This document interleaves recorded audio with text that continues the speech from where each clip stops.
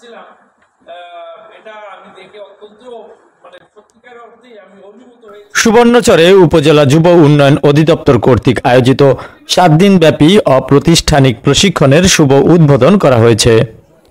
বুধবার 27 নভেম্বর বিকেলে উক্ত প্রশিক্ষণের শুভ উদ্বোধন করেন নোয়াখালী যুব উন্নয়নের উপপরিচালক মোহাম্মদ ইসহাক।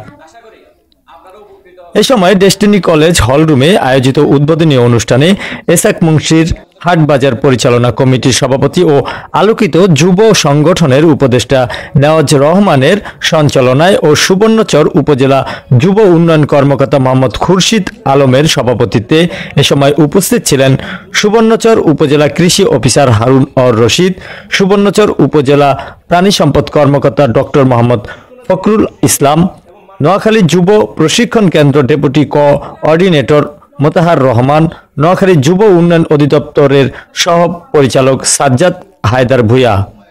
এ সময় আরও অন্যান্য ব্যক্তিগণরা উপস্থিত ছিলেন।